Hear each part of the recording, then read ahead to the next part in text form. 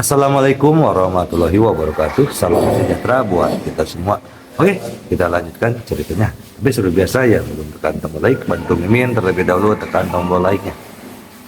Bab 2973 sampai bab 2976. Apakah sudah waktunya untuk mengubah pemikiranmu? Tidak bisakah kamu terus melakukan ini?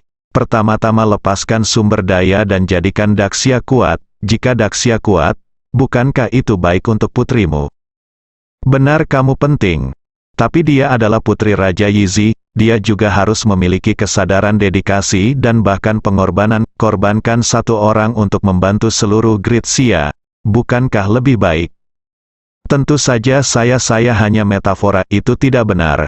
Dia harus dikorbankan. Jika sumber daya diberikan kepada Daxia, seluruh Daxia pada gilirannya akan membantunya melakukan detoksifikasi.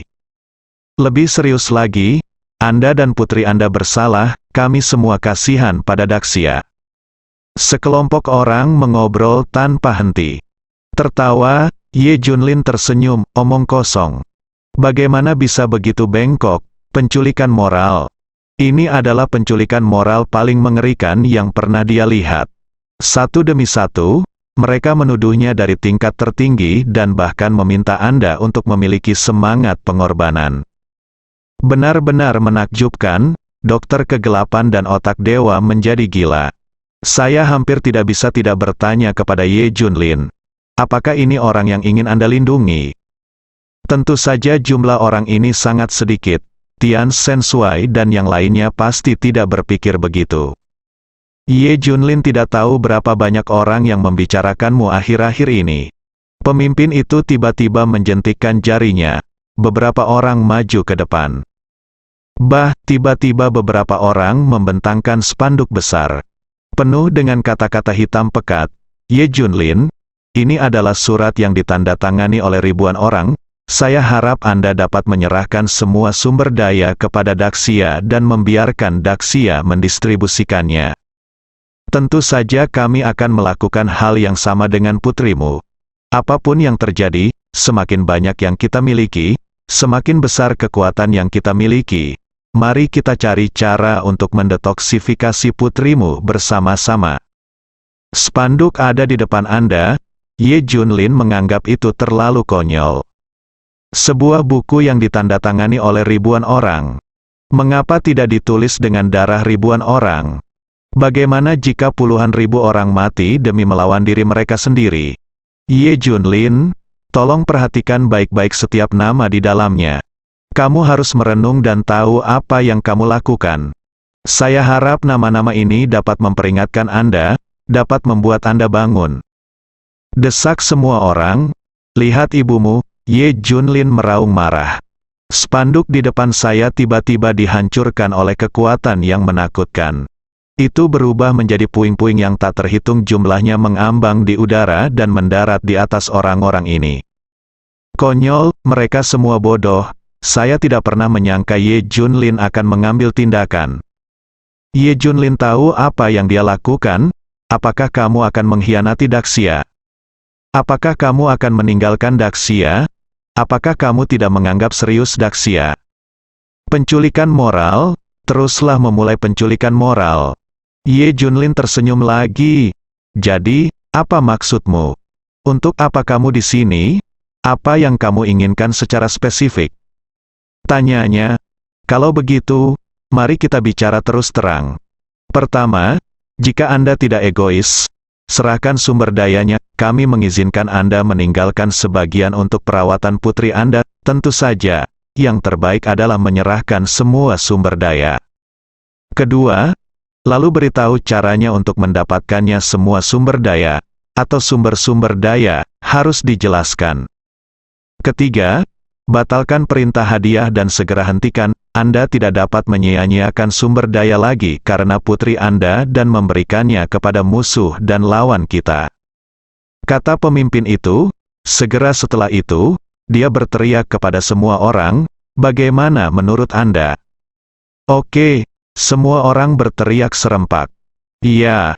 Satu kata, Raja berdampingan, ini adalah suara puluhan ribu dari kita. jika itu mewakili seluruh Daxia, ini adalah suara semua orang di Daxia. Saya harap Anda bisa mengerti. Pemimpin memandang Ye Junlin dan berkata, hahaha. Ye Junlin tertawa lagi. Suatu hal yang aneh. Dia begitu rakus sehingga dia ingin semua sumber daya dan sumbernya dirahasiakan. Dia juga perlu mengendalikan dirinya sendiri dan menghentikan perintah hadiah untuk detoksifikasi Junjun. Artinya jika Anda tidak mendetoksifikasi Junjun, Anda akan mengorbankan Junjun. Apa bedanya ini dengan binatang? Dr. Dark mencibir. Ternyata ada orang yang lebih tidak tahu malu daripada para bajingan dari kerajaan naga hitam itu. Saya telah hidup begitu lama, dan ini adalah pertama kalinya saya melihat orang yang tidak tahu malu dan tidak tahu malu seperti itu. Kata otak dewa terus terang, atas nama Daxia semuanya, bisakah Anda mewakili saya? Apakah orang lain di Daxia tahu? Saya hanya melihat beberapa ratus dari Anda. Melihat Dr. Dark, dua orang keluar untuk menyela. Sekelompok orang marah. Siapa kamu? Kualifikasi apa yang kamu miliki untuk campur tangan dalam percakapan kita? Kami tidak mengenali malaikat hitam dan malaikat cahaya. Sebenarnya, kamu awalnya ingin menghancurkan dunia ini. Bagaimana bisa kamu, Sisi Yizi oleh Side King, bicaralah dengan dua orang ini, campur aduk, apakah kamu sedang tersihir oleh mereka? Anjing gila, lihat siapa yang digigit anjing gila itu. Mereka menggunakan ketinggian mereka untuk menghakimi setiap orang yang mereka culik. Kedua dokter gelap itu langsung menjadi marah. Aku bahkan ingin memukul seseorang. Tapi Ye Junlin menatap mereka, dan mereka berdua menyingkir dengan sadar. Ye Junlin tersenyum dan berkata, itu saja, apakah ada yang lain? Hah?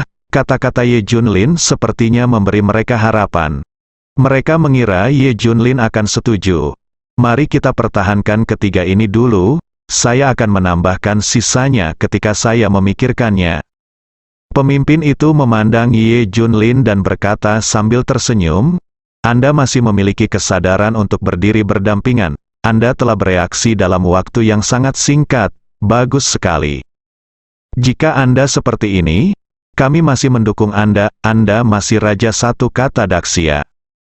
Ya, Anda masih Raja Satu, kata kami, semua. Orang berteriak satu demi satu, dalam jangka panjang. Hanya ketika Daxia menjadi lebih kuat barulah kamu bisa membalaskan dendam Hydra. Satu-satunya cara kamu bisa membalaskan dendam Hydra adalah jika Daxia lebih kuat dari kerajaan Zanxiong. Maka seluruh Daxia akan mendukungmu. Dan Zanxiong akan mendukungmu. Negara beruang tidak bisa dengan patuh menyerahkan Hydra kepada Anda. Mereka mengira telah memperoleh sumber daya. Kemudian dia mulai memberi Ye Junlin sweet spot, yaitu melukiskan gambaran yang lebih besar. Pemimpinnya juga tersenyum dan berkata, kami hanya membawa 10 pesawat. Saya ingin tahu apakah kami dapat mengangkut semua sumber daya yang lain. Menggema, jika pengangkutan tidak dapat dibawa, kami dapat mengangkutnya beberapa kali lagi, atau meminta bantuan untuk mengangkut lebih banyak sumber daya. Bawalah beberapa pesawat.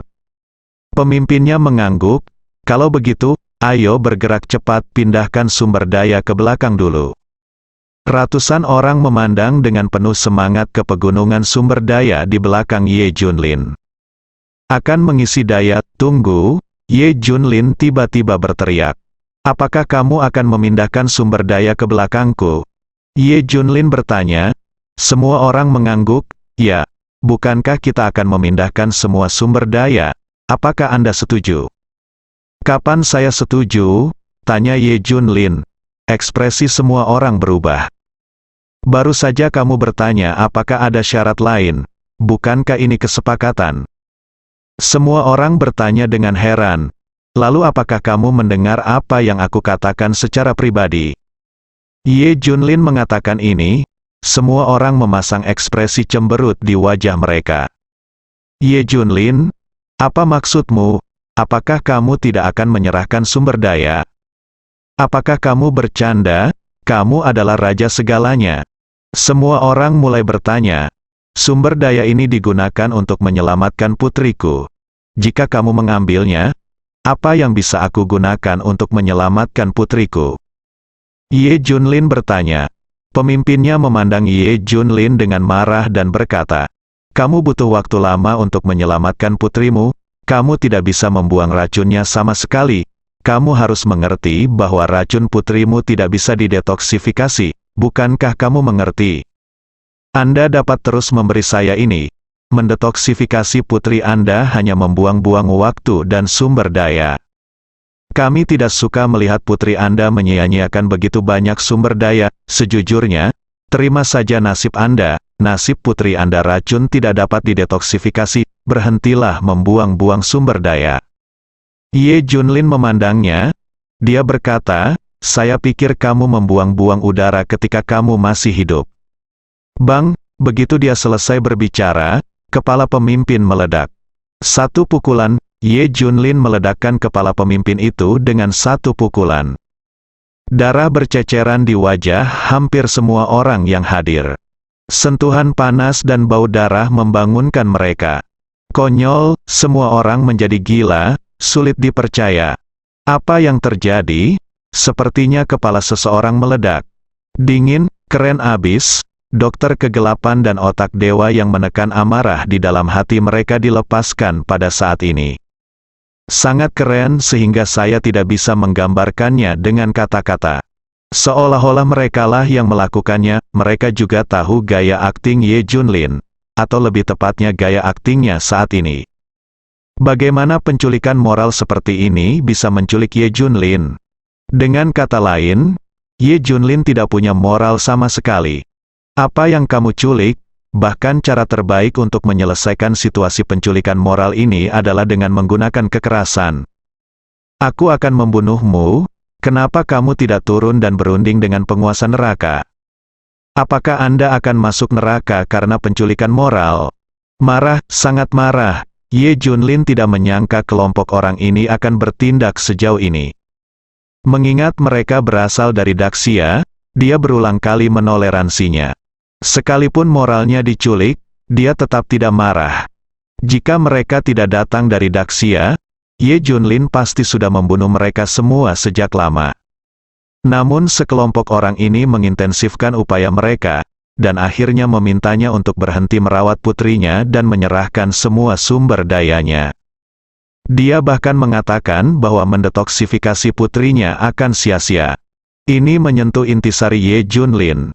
Dalam hal ini, tidak peduli siapa Anda. Ye Junlin akan dibunuh, bahkan jika Raja Surga datang.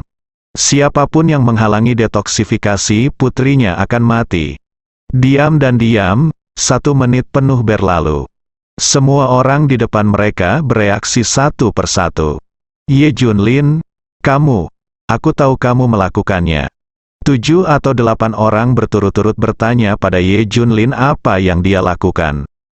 Baru setengah jalan, kematian, Ye Junlin berkata dengan dingin.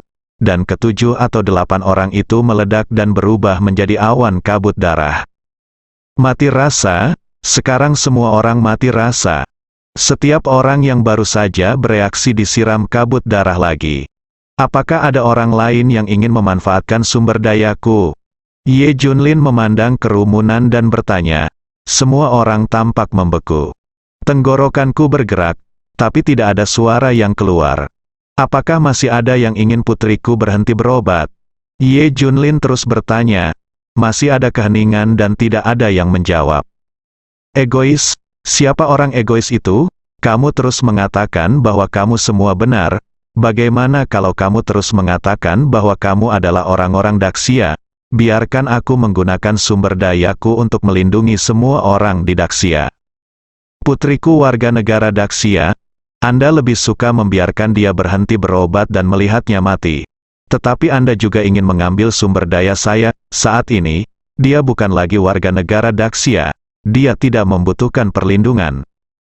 Siapa yang egois? Pikirkan sendiri. Dan saya menemukan sumber daya ini sendiri, bukan di tanah Daxia. Maka itu milik saya, dan saya dapat menggunakannya sesuai keinginan saya. Anda mulia dan hebat, Kenapa kamu tidak mengambil sumber dayamu sendiri, keluar dan serahkan ke Daxia? Penculikan moral ada pada saya, dihadapkan pada pertanyaan Ye Junlin yang berulang-ulang. Semua orang diam, dia berdiri di sana dengan kepala menunduk, menggigil. Mereka baru saja mengalami dampak visual, sekarang semangatnya juga terpengaruh. Bagaimana mereka tidak memahami segalanya? Hanya saja sumber daya Ye Junlin begitu melimpah sehingga semua orang menjadi rakus. Apalagi ketika sumber daya yang melimpah tersebut hanya digunakan untuk detoksifikasi putrinya. Hal ini membuat semua orang sangat marah. Itu sebabnya mereka memaksa Ye Junlin seperti ini. Siapapun yang benar-benar tahu bagaimana bersyukur pasti tahu berapa yang Ye Junlin bayarkan untuk Daxia. Bahkan dia telah berkorban untuk seluruh dunia. Mereka tidak tahu malu, tidak tahu malu. Itu keserakahan, itu juga egois. Siapa lagi yang memintaku menyerahkan sumber daya? Ye Junlin bertanya dengan dingin. Matanya mengamati wajah semua orang. Menurutku, setelah tenang, seseorang masih berkata. Hanya saja dia baru mengucapkan 3 kata.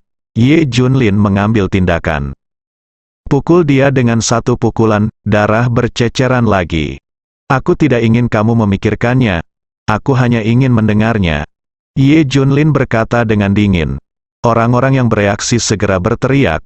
Tidak, kami tidak akan mengambil keuntungan dari sumber daya saya lagi. Anda dapat mengambil keuntungan dari sumber daya saya, tetapi jika Anda datang, saya akan membunuh 1. Anda kembali dan memberitahu orang lain bahwa Anda mencoba memanfaatkan sumber dayaku. Kemarilah, jika kamu tidak takut mati, aku akan membunuh siapapun yang tidak sekuat aku. Tentu saja kamu bisa datang dan merampokku jika kamu pikir kamu lebih kuat dariku. Saya menyambut Anda. Ye Junlin mengucapkan kata-kata ini ketika saya keluar.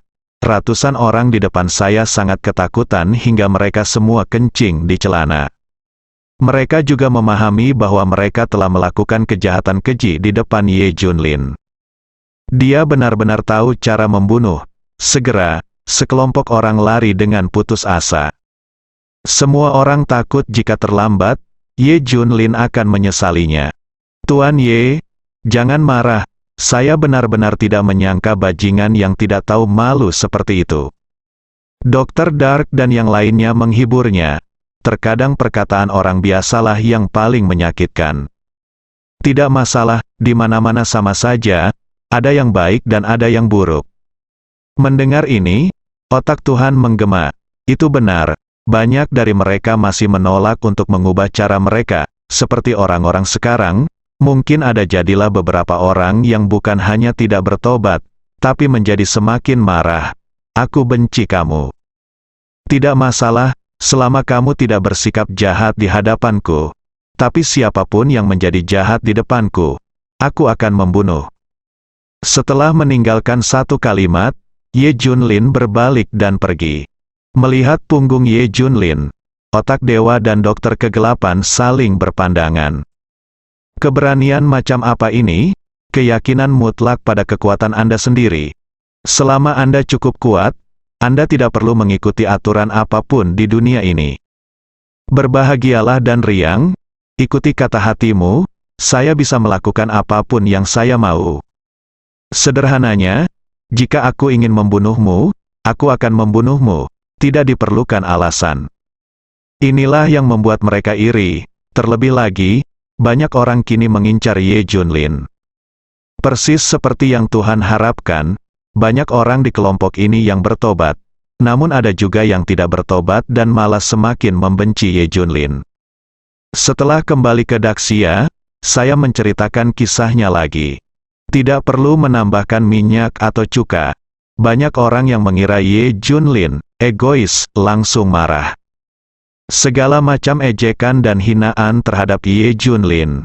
Tidak hanya dia egois, dia juga pembunuh. Ini dimaksudkan untuk menjadi monopoli.